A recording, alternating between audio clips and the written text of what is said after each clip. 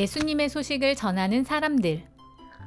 여러 마을과 길들 위에서 예수님의 소식을 전하는 사람들을 만나봅니다. 18과의 제목과 오늘의 달달 말씀인 마태복음 28장 19절에서 20절을 읽으면서 오늘의 공과를 시작해 볼까요? 가족들이나 친구들과 여행을 가본 적 있나요? 멀리 여행을 할 때는 준비해야 할 것들이 많이 있죠. 어디로 갈 건지, 어디에서 잘 건지 계획도 세워야 하고요. 필요한 물건들도 가방에 챙겨야 해요.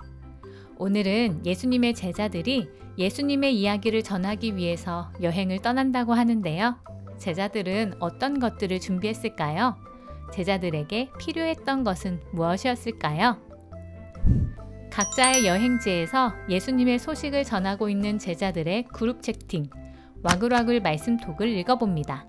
누가 어느 지역에 있는지 확인할 수 있는데요. 제자들의 발자취를 따라가면서 말씀을 찾아서 함께 읽어볼까요?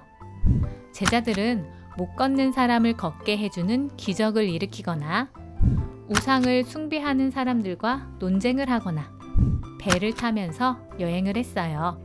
모두 예수님의 약속, 내가 너희와 항상 함께 할 것이다 라는 약속을 기억하면서 힘을 내어 복음을 전하는 일을 계속해 나갔답니다. 제자들이 전했던 예수님의 소식은 예루살렘을 넘어 온 유대와 사마리아, 그리고 마침내 우리가 살고 있는 이곳까지 전해졌습니다.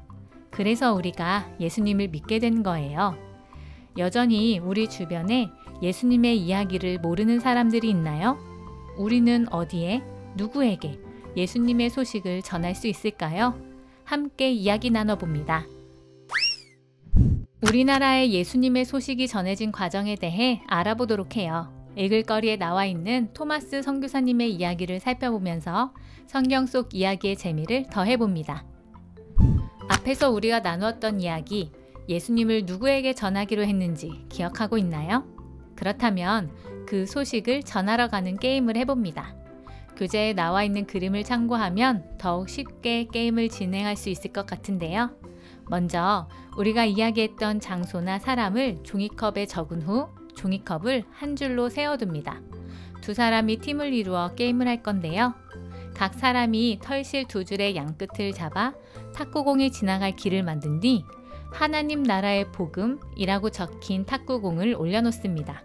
친구와 합을 맞추어서 공을 요리조리 굴리다가 털실 사이를 벌려 예수님의 이야기가 전해져야 하는 곳에 탁구공을 쏙 넣으면 성공입니다.